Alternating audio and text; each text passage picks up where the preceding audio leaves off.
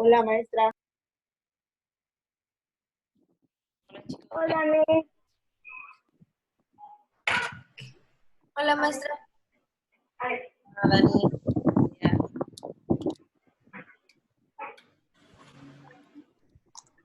Hola, maestra. Maestra, dice Cetina que va a entrar un poco Hola, tarde porque su papá está utilizando su computadora. ¿Quién? ¿Perdón? Andrea.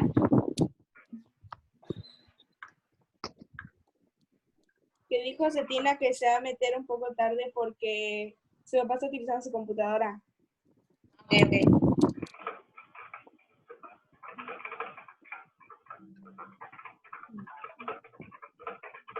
Científico, pero sé que Hola. tenemos química. Ay. Miss, te quería comentar algo. Dime, Mía. Que no tengo mi cámara prendido ahorita porque mi hermana está en una llamada y si no, igual hace su escuela en línea y si no, interfiere con su internet. Entonces, Ok. pero sí estoy presente. Ok, Mía, no te preocupes. Ok, gracias. Nada, Mía, qué bueno que me avisas.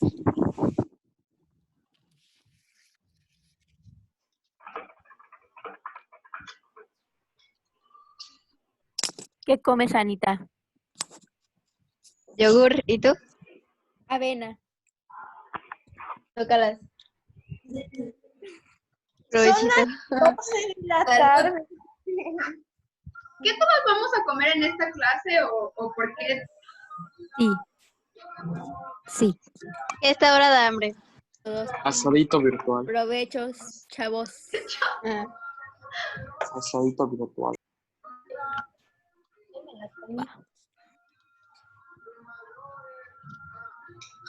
Enrique Palma.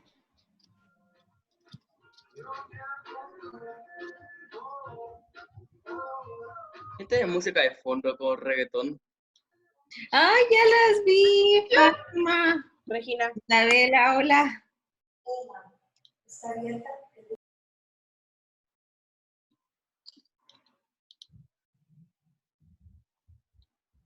Ok, pues vamos a iniciar ya la clase. ¿Se acuerdan que estuvimos viendo toda la semana? Sí, la descubrimiento de América. Descubrimiento de América, ¿qué más? No me acuerdo. Virreinato. Novo Hispana. Excursión. Conquista de México. La conquista de México. Cultura novohispana. Muy bien. Las castas. Las castas también, estuvimos viendo las castas. Alguien, creo que fue de este salón que me mandó un mensaje donde me preguntaba por las diapositivas. Creo que fue de este salón. En este caso, todas las diapositivas las estoy dejando en el Drive porque pesan mucho, entonces me da mucho trabajo subirlos a la plataforma. En el apartado del foro, hay un link que les da acceso a todas estas diapositivas. No sé si alguien ya pudo entrar al link. ¿O ya observó que hay un link?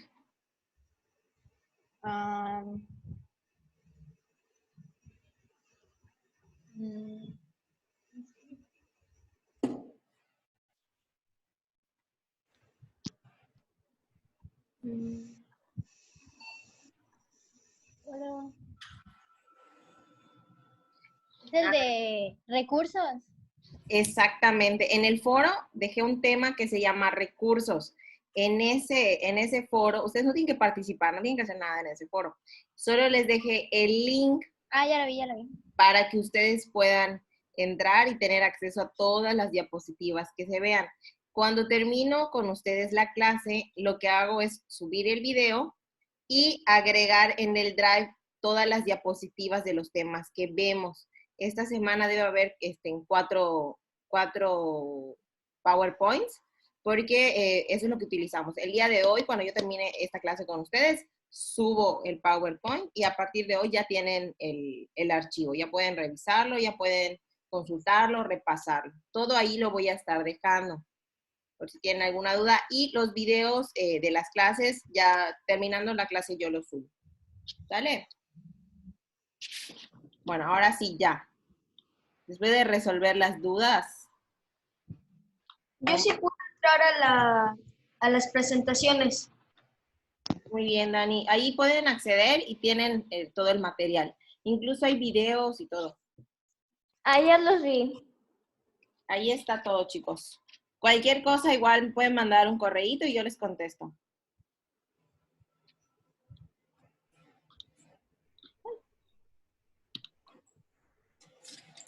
Y ya iniciamos. Nuestro tema de hoy se llama 300 años del dominio español. ¿A qué creen que se refiere eso de 300 años del dominio español?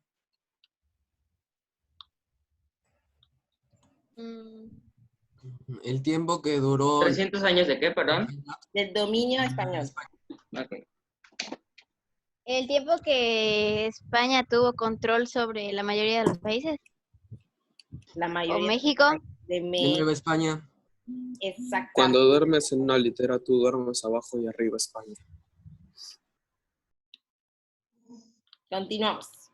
Recuerden lo de silenciar sus micrófonos para no escuchar el ruido de su alrededor. Miss, ¿Qué dice Valeria que no tiene internet. Valeria Santos, ¿verdad? Sí.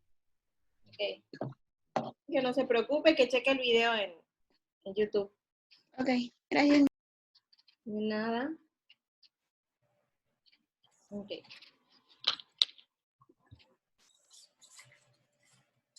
Ya habíamos hablado ayer, antier, sobre las expediciones que se realizaron para llegar a la India, a las Indias, y que la última fue por Hernán Cortés.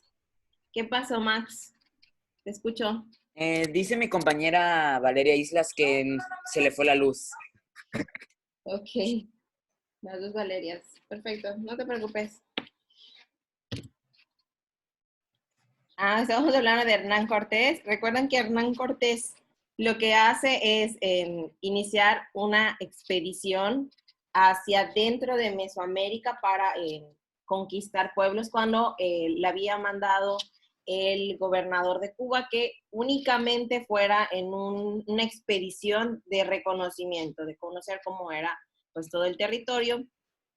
Sin embargo, desobedece, conquista varios pueblos hasta que culmina con la conquista del México Tenochtitlán. Después de eso, el imperio mexica cae y en la última fase de la historia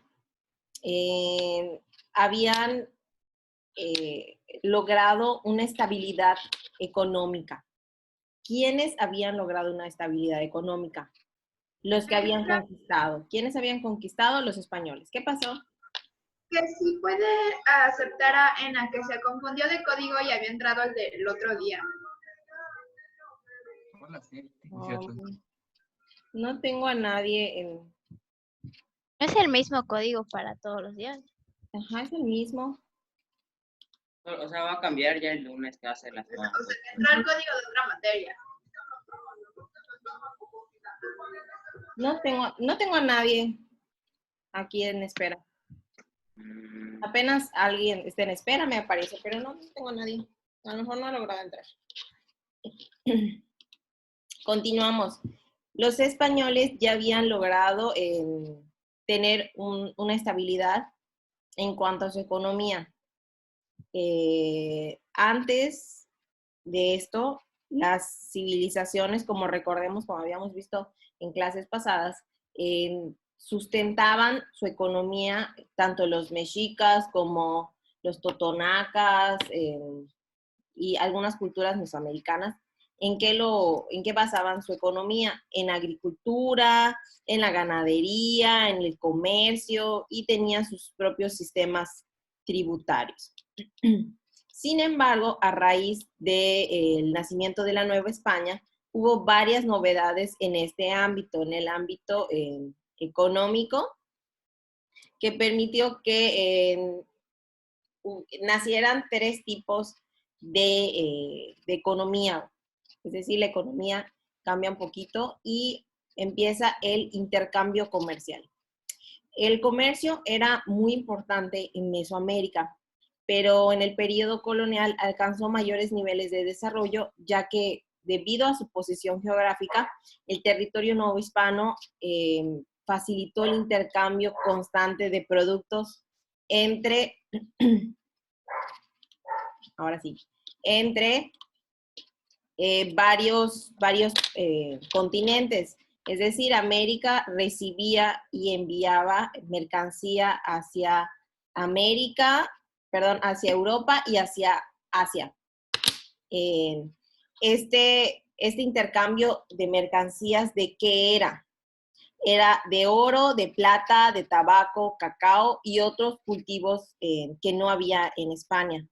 Y por su parte, así como México enviaba todas estas mercancías, traían productos de origen europeo. ¿Qué productos de origen europeo traían hacia aquí, hacia la Nueva España? Traían... La viruela. No, esas enfermedades. Muebles, telas, alimentos y joyas. Todo eso lo traían, ya que aquí, pues, no había nada de eso. Y también hubo mejoras agrícolas, es decir, se conservó esta manera de sobrevivir y lo hacían mediante la agricultura.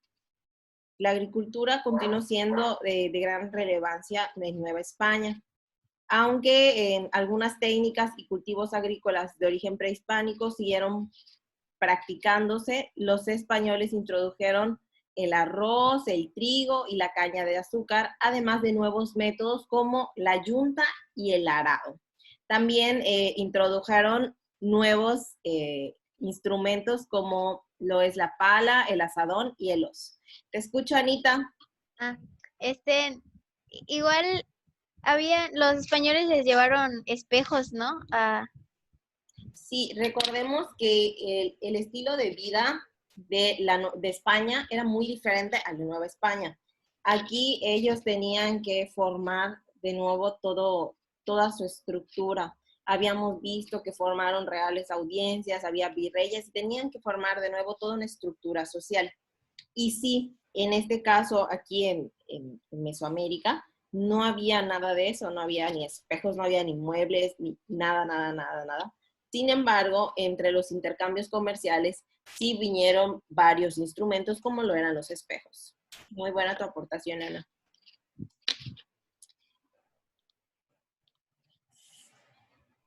Y también aparece en este punto la metalurgia. ¿Alguien sabe qué es la metalurgia? Metales. El uso de metales. El trabajo de metales. El trabajo de metales, muy bien. El hecho de manejar el metal y convertirlo quizá en otra cosa. La metalurgia fue, pero apenas practicada en Mesoamérica, antes de que llegaran los españoles. En los primeros años de la colonización, los españoles vieron un potencial minero en el territorio, por lo que decidieron darle pues un impulso.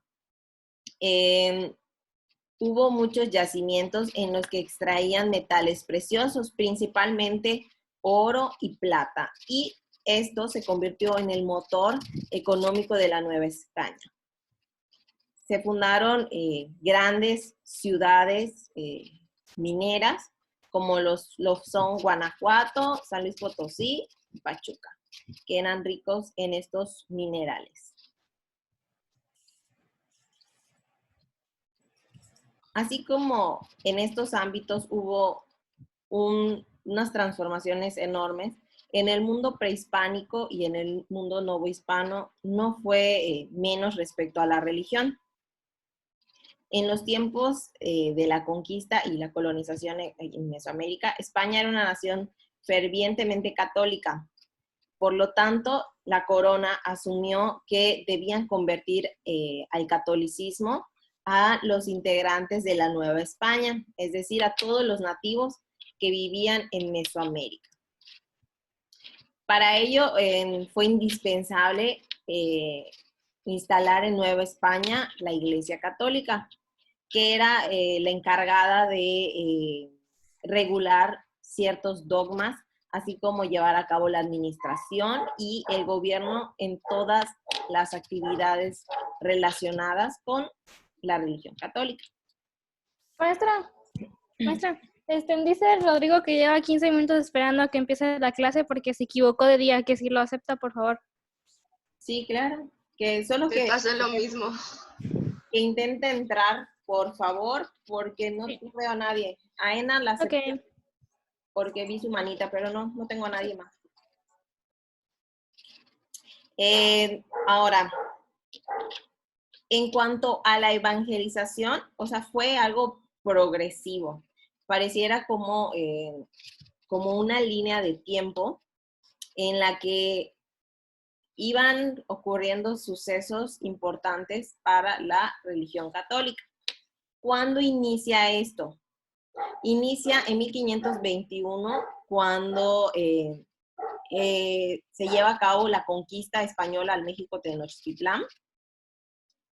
En 1523, con la llegada de los primeros frailes franciscanos. Recordemos, los primeros frailes en llegar a Mesoamérica o a la Nueva España, ahora, eran los franciscanos. Esa es pregunta de examen. No lo ¿Qué año, perdón? 1523, los primeros frailes que llegan son los frailes franciscanos. Gracias. Luego, en 1526, llegan los frailes dominicos. Y es hasta el año siguiente, en 1527, que crean el obispado en México. ¿Qué es el obispado? El obispado es como donde se junta toda la religión y es como su central. Ahí hay alguien que los va mandando a ciertas órdenes o a ciertos conventos. Miss, tengo una duda relacionada. ¿Todavía va a haber examen? Yo creo que sí, de todas maneras, estén pendientes en la plataforma y en los avisos que les den sus tutores. Según yo, sí hay exámenes. No. Ok. En 1527, un año después de que llegan los frailes dominicos, se funda el Obispado de México. ¿Quién fue el primer obispo? Otra pregunta de examen. ¿Quién fue el primer obispo en 1528? Fue Fray Juan de Zumárraga, con Z. Fray Juan de Zumárraga. Fue el primer obispo en México en 1528. Ya habíamos dicho que habían llegado frailes franciscanos, que fueron los primeros, dominicos, y en 1533 llegan los frailes agustinos. Miss, ¿cómo se llama? O sea, ¿puedes escribir el nombre en el chat? Claro. Para saber cómo escribir. Ah, sí, y también la fecha de cuando llegó. En 1533, ¿quiénes llegaron, Miss? Okay. En 1523 llegan los frailes franciscanos.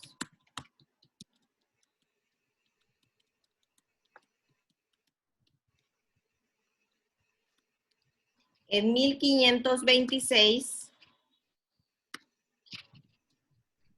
llegan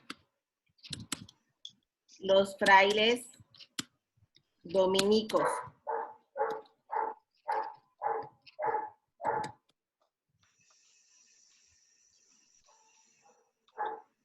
En 1527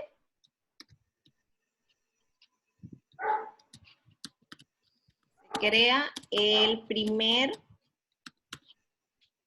obispado de México.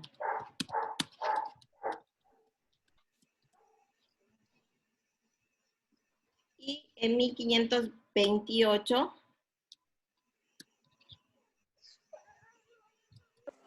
Maestra, que se acepta Rodrigo. iba a decir. Te gané.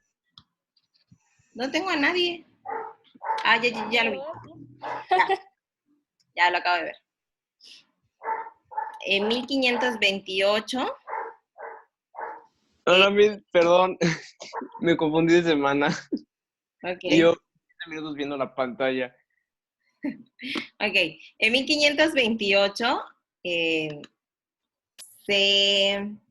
se convierte en el primer obispo Fray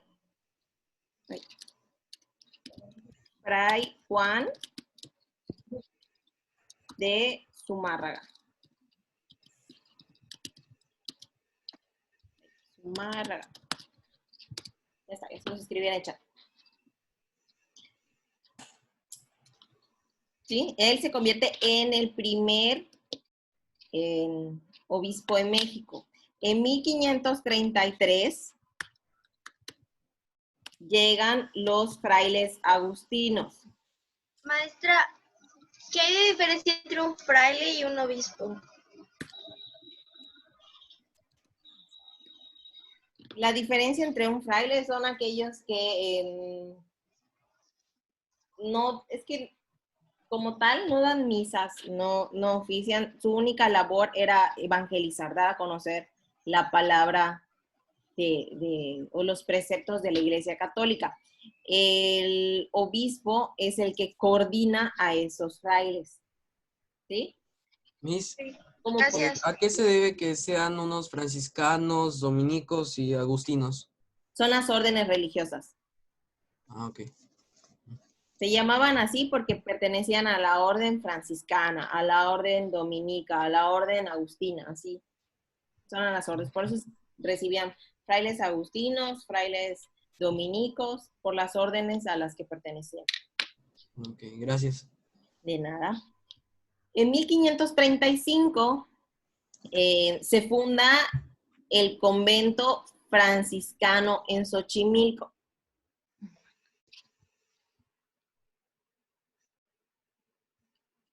En Xochimilco. En 1538, Vasco de Quiroga se convierte en el primer obispo de Michoacán. ¿Cómo se escribe su nombre, perdón? Vasco de Quiroga.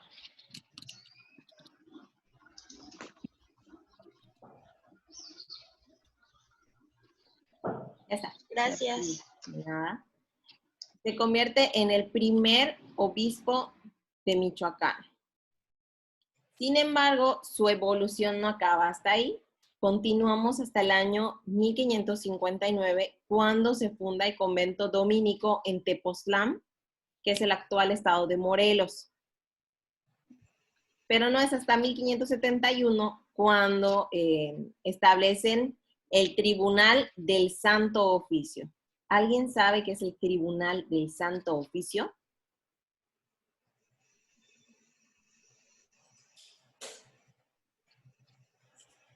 ¿Nadie? ¿Nadie? Maestra, ¿qué año? 1500, ¿qué? Perdón. Mía, te escucho.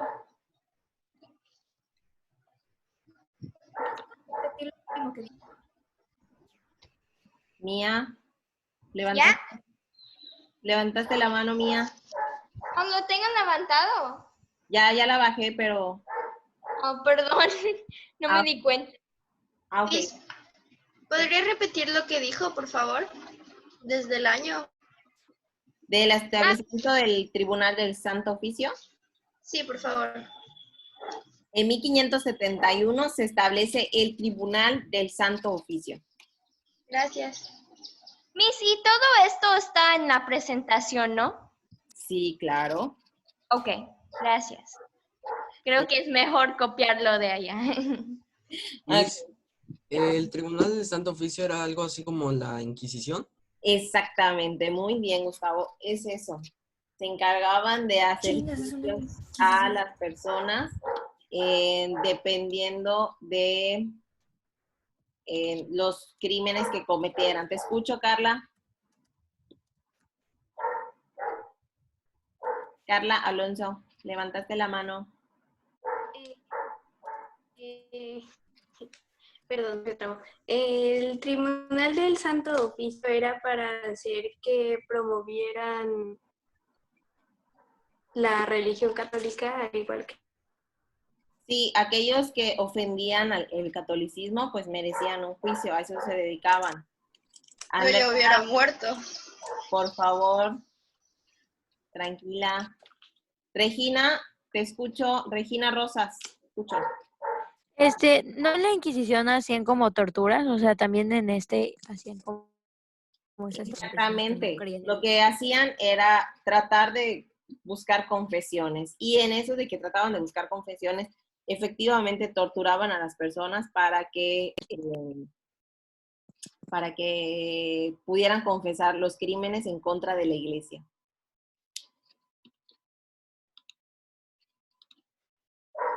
Continuamos. La evangelización comienza, como pudimos ver, desde la llegada de los primeros frailes. ¿Quiénes fueron los primeros frailes? Ya lo vimos. Los frailes franciscanos. Muy bien. Desde que ellos llegan, inicia la evangelización. Y la fase más intensa de este proceso culmina alrededor de 50 años después que ellos llegan aquí, en 1572. En un inicio, la Iglesia Católica se encargó principalmente de la conversión de los indígenas, pero con el tiempo asumió también otras tareas como era el educar a la población, suministrar servicios de salud, hacer labores de beneficencia, administrar bienes, tierras, realizar préstamos y hasta registrar los nacimientos. De todo eso se encargaba la Iglesia Católica. La cantidad de funciones que desempeñaban y su presencia en la vida cotidiana de los novohispanos le confirió un gran poder y un peso que no tenía ni siquiera el mismísimo gobierno.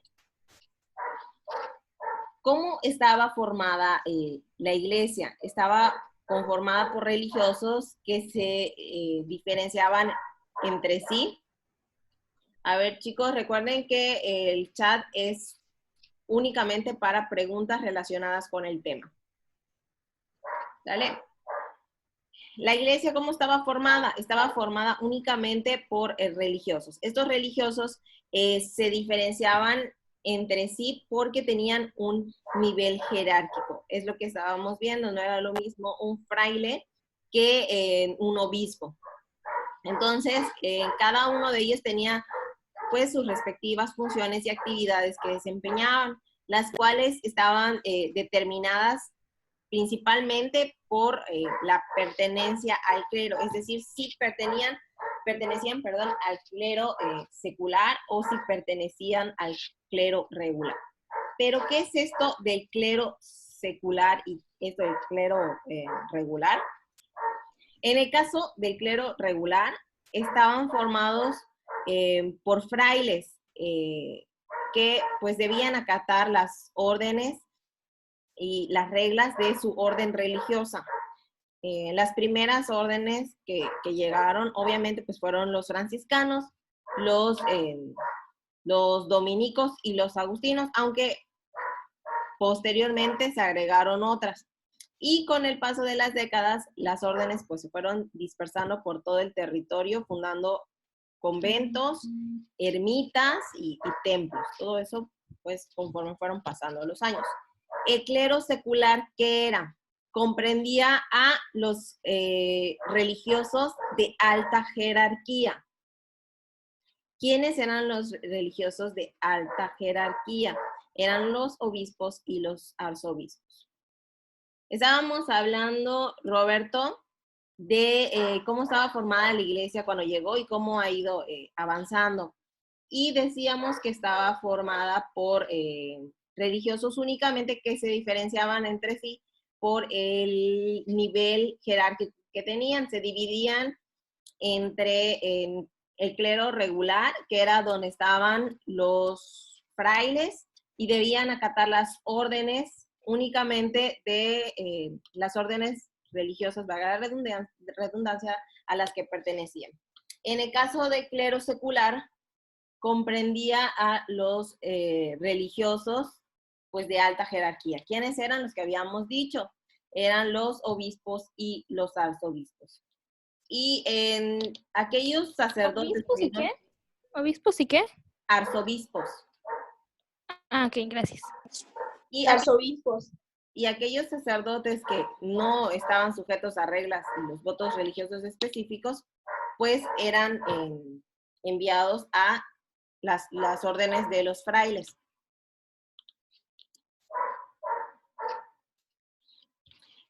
Por esta división, los miembros del clero regular, que eran los frailes, eran los encargados de administrar todas las parroquias o templos que estaban agregados a la diócesis. ¿Qué es la diócesis? Era la demarcación en la que un obispo ejerce su autoridad. Cada obispo tenía un grupo de clero regular en los que ejercía su poder. ¿Alguna duda? Maestra, la diócesis era como un séquito o algo por el estilo. Sí.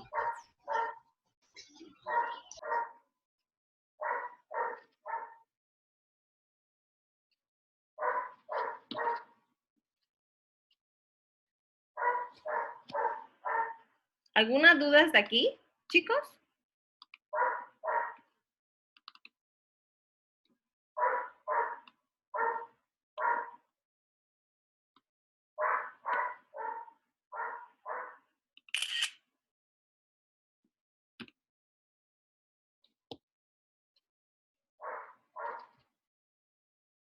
¿Ninguna? Les recuerdo la tarea que está en plataforma, tienen que subirla, tienen hasta el domingo y el video lo subo ya en un ratito. Las diapositivas están cuando mucho en 5 minutos en el Drive para que ustedes puedan consultar. La tarea, ¿qué tarea? La del collage. Ok, eso ya la subí. Ok. Entonces, si no hay ninguna duda, chicos, nos vemos el ¿No han lunes. marcado otra tarea, verdad, Miss? ¿Perdón? ¿No han marcado otra tarea? No, al final de las diapositivas les puse un ejercicio. El lunes lo vamos a revisar, así que no lo tienen que subir ni nada. Hasta el lunes revisamos las respuestas y lo pueden subir en la plataforma, pero todavía no. Entonces, la única tarea que hay es lo de collage, ¿no? Entonces, si ya la hice, no tengo tarea de historia. Exactamente. Si ya la hiciste, ya no tienes tarea. Ok. Gracias, Miss. Gracias. Adiós. Adiós. Miss, la amo. Adiós, Que tenga Miss. También. Adiós, Nos bye, Miss. vemos